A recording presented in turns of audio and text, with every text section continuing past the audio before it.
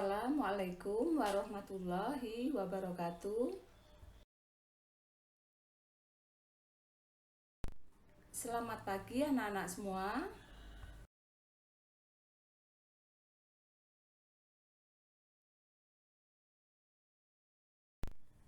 Semoga semuanya sehat ya.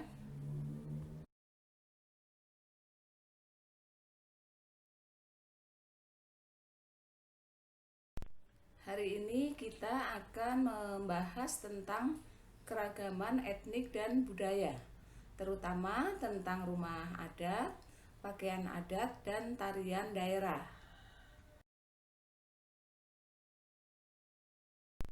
Nah, sebelum pembelajaran kita mulai, kita senam dulu sebentar. Ayo semuanya berdiri.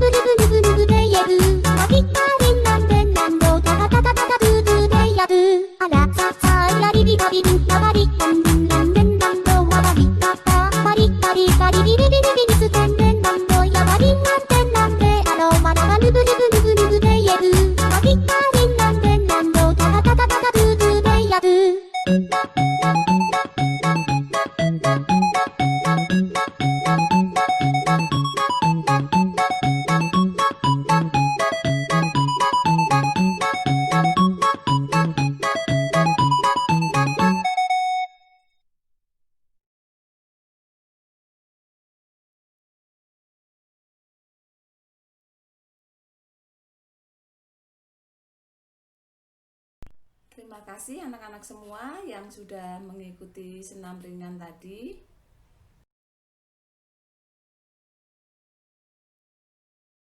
Sebelum kita mendiskusikan tentang materi, kalian sebaiknya mengetahui juga tentang beberapa hal, antara lain kompetensi inti, di mana kompetensi inti ini ada di dalam buku cetak kalian. Jadi nanti silahkan dibaca ya.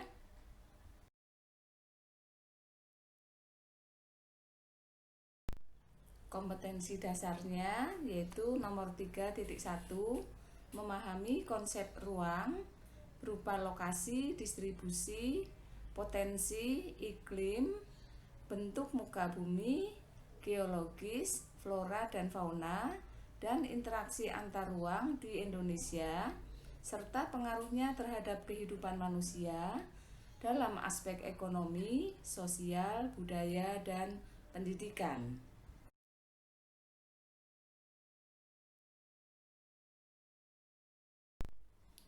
Kalian dikatakan berhasil apabila kalian mencapai kompetensi dengan 3 indikator, yaitu yang pertama, menunjukkan keragaman rumah adat di Indonesia. Kedua, menunjukkan keragaman pakaian adat di Indonesia. Dan yang ketiga, menunjukkan keragaman tarian di Indonesia.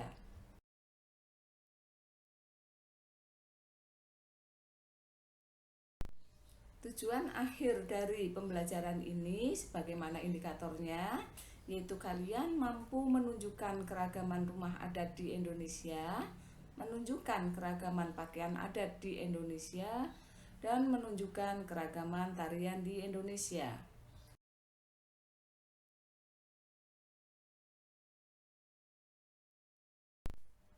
Oleh karena itu, materi diskusi hari ini adalah tentang rumah adat, pakaian adat, dan tarian daerah.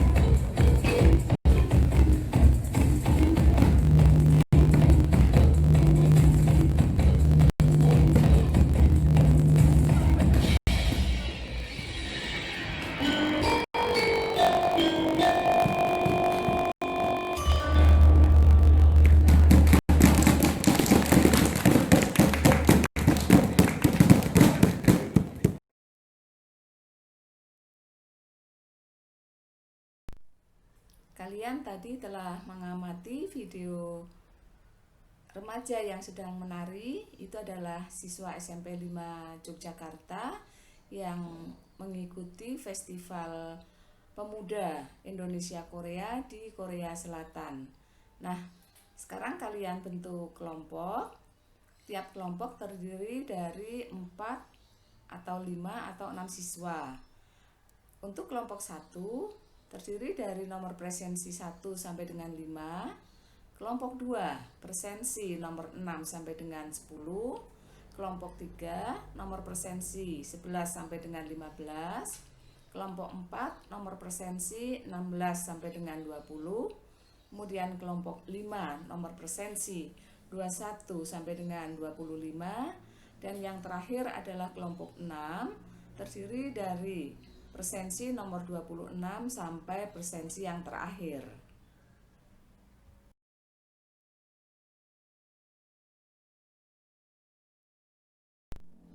Setelah kelompok terbentuk, kalian silakan berkumpul di dalam grup WA kalian ya. Jadi berlima, berempat atau berenam. Kemudian tulislah satu pertanyaan di dalam chatroom ya. Pertanyaannya tentang keragaman rumah adat di Indonesia, keragaman pakaian adat di Indonesia, dan keragaman tarian di Indonesia. Tentunya yang berkaitan dengan video yang telah kalian amati.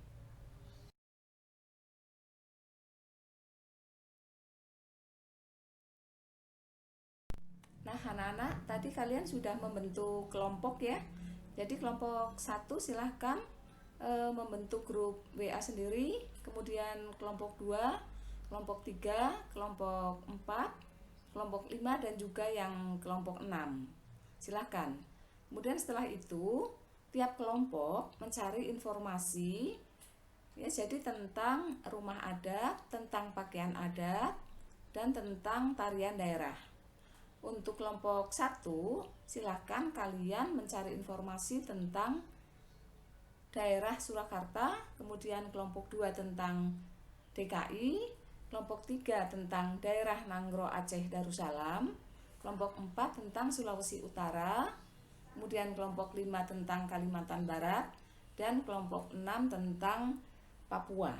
Ya, semuanya membahas tentang rumah adat, pakaian adat, dan tarian adat di daerah masing-masing.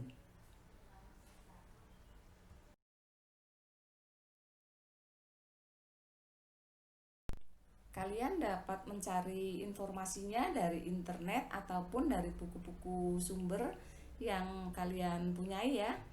Kemudian kalau sudah, kalian buat sebagai bahan presentasi menggunakan PowerPoint.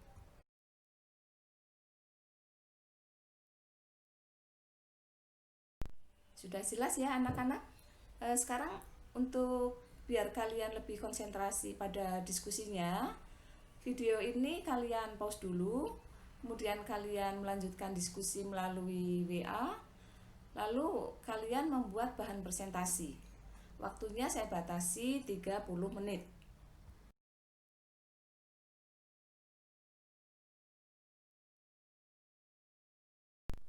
Sudah 30 menit, sekarang disiapkan untuk presentasinya.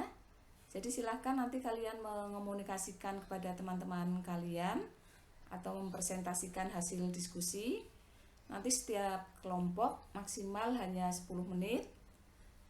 Salah satu dari kalian nanti yang memimpin presentasi ya, dengan mengucapkan salam dulu, kemudian mengenalkan nama anggota kelompok, lalu secara bergantian kalian membacakan bahan presentasi. Ya, yuk kita mulai dari sekarang.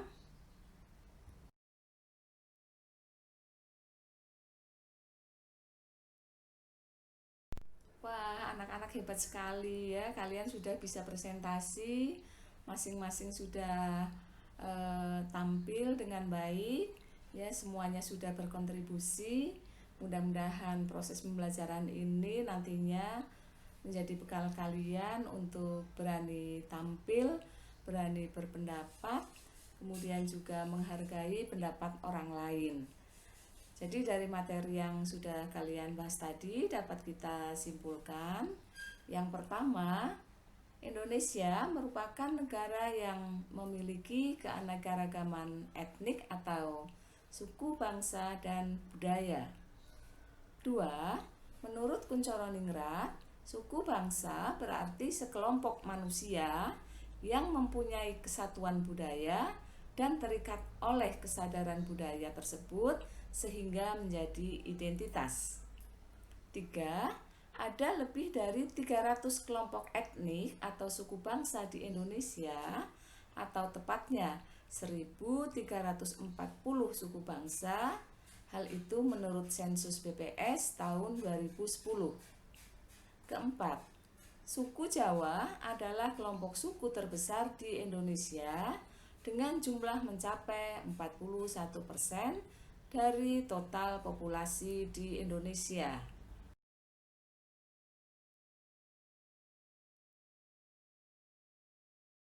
Kesimpulan berikutnya, yang kelima, faktor-faktor yang mempengaruhi keragaman etnik dan budaya Indonesia antara lain adalah letak geografis Indonesia yang berada di antara benua Asia dan benua Australia, serta bentuk wilayah Indonesia yang kepulauan, lingkungan tempat tinggal seperti di gunung dan di pantai.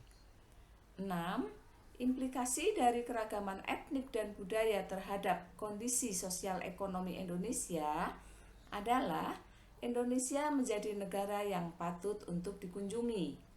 Banyaknya lapangan kerja, menambah penghasilan warga negara, dan banyaknya aset wisata di setiap wilayah.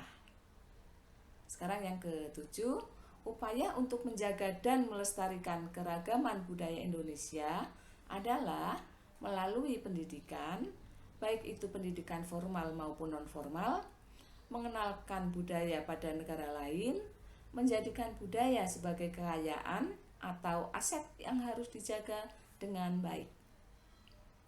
Dan yang kedelapan, budaya suatu etnik di Indonesia ada sangat beragam, baik itu etnik yang ada di Jawa maupun di luar Jawa. Di Jawa misalkan ada etnik Yogyakarta, ada etnik Sunda, ya, dan yang lainnya.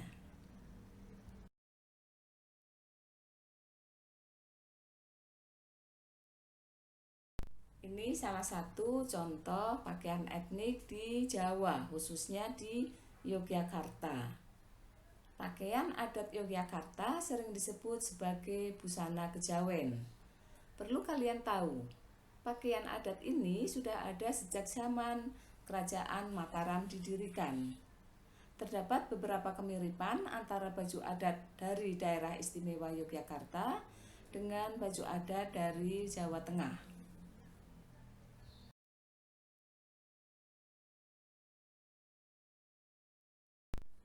Dalam kehidupan sehari-hari sering kita lihat bagaimana model baju adat Jogja yang ada, ya. Di sini dicontohkan misalkan untuk pria, yaitu mengenakan baju yang disebut dengan surjan. Surjan ini mirip dengan jas dan berlengan panjang. Hanya saja bagian kerah atau lehernya dibuat agak tinggi, mirip dengan baju takwa, ya, atau baju koko. Kemudian bagian yang unik dari surjan adalah bagian depan baju yang tertutup secara menyimpang atau tidak simetris antara sisi kanan dan sisi kiri.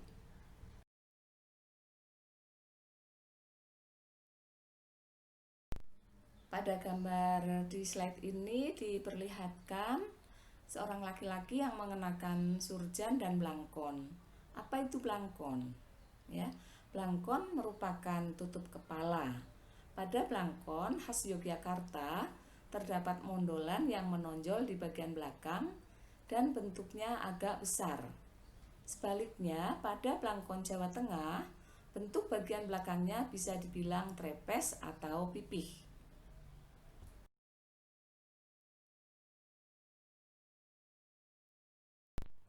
Kemudian untuk pakaian wanita biasanya memakai kebaya dan jarit atau jarik dari kain batik sebagai bawahannya.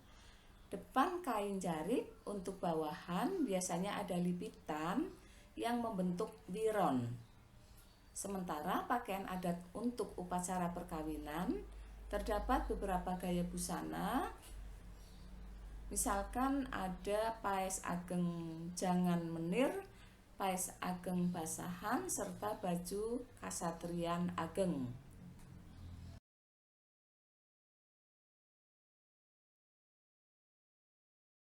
Sekarang kita perhatikan busana pengantin adat Yogyakarta. Untuk pengantin pria, kelengkapannya adalah mengenakan kain cinde kembaran sebagai bawahan. Atasannya memakai baju dari kain bludru, biasanya berwarna gelap seperti hitam ataupun misalkan biru tua. Pakaian ini dilengkapi dengan ikat pinggang bordir, timang kretek atau pengencang sabuk, kemudian ada penutup kepala kuluk kanigara, serta keris branggah. Mereka juga mengenakan perhiasan 3 buah bros, roncai bunga, kelat bahu, gelang kana, rantai, serta kalung bersusun 3.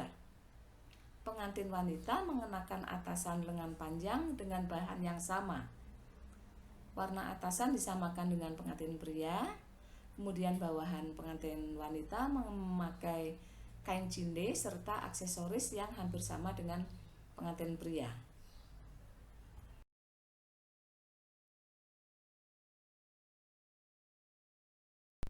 Jika pada slide sebelumnya kalian bisa memperhatikan bagaimana model Pais Ageng Jangan Menir, maka untuk yang sekarang adalah model Pais Ageng Basahan.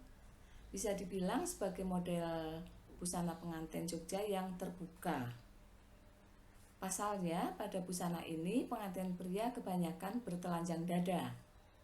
Mereka memakai kain sutra yang dipadu dengan kain batik sebagai bawahan yang dipakai dari bawah dada hingga ke bagian kaki.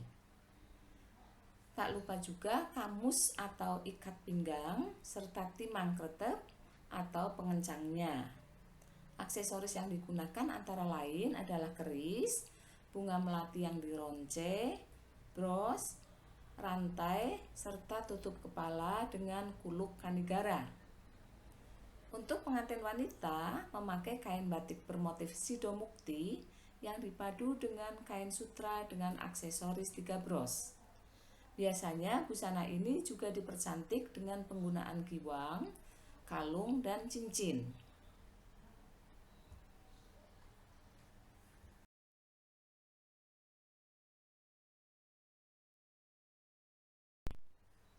Ini busana pengantin yang lainnya, yaitu baju Kasatriyan Ageng.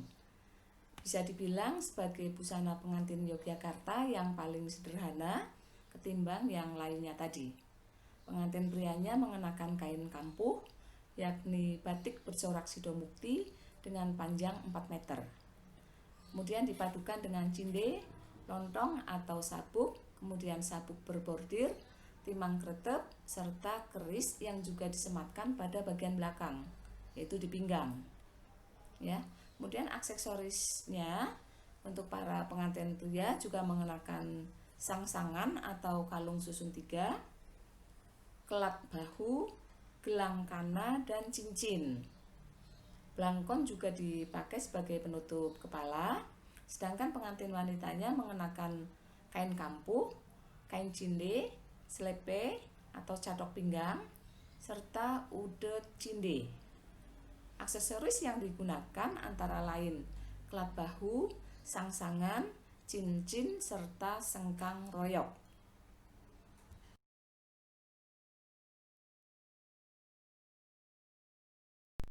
Selain baju-baju adat tadi, Yogyakarta juga masih memiliki busana tradisional lainnya, yakni pakaian untuk para abdi dalam keraton.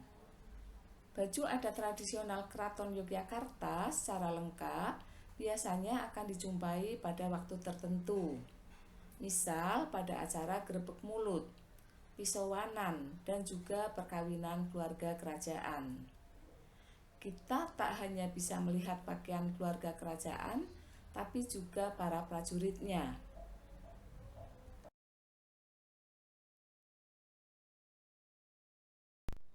Nah, untuk slide-slide berikutnya, kalian bisa memperhatikan bagaimana prajurit Keraton Yogyakarta itu mengenakan pakaian adatnya.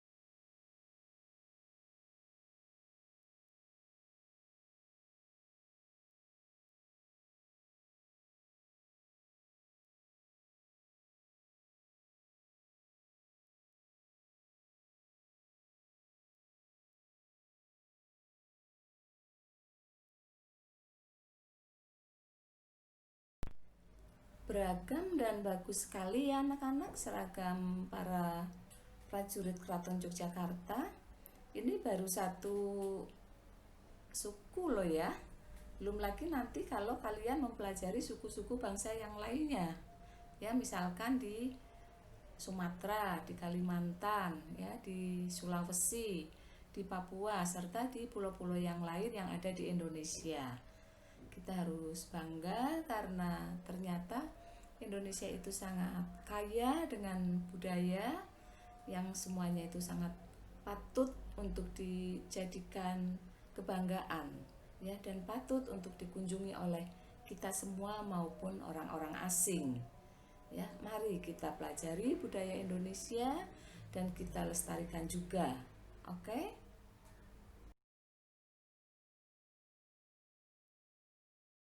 Selesai sudah deh materi hari ini. Sekian ya anak-anak, semoga kalian bertambah wawasannya. Semoga materi ini bermanfaat. Kalian terus belajar, tetap jaga kesehatan agar kita selalu sehat. Amin.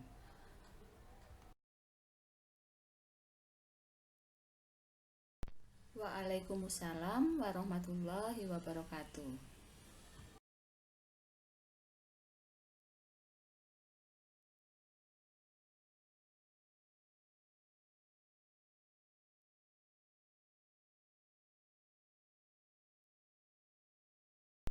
Terima kasih, sampai ketemu lagi ya.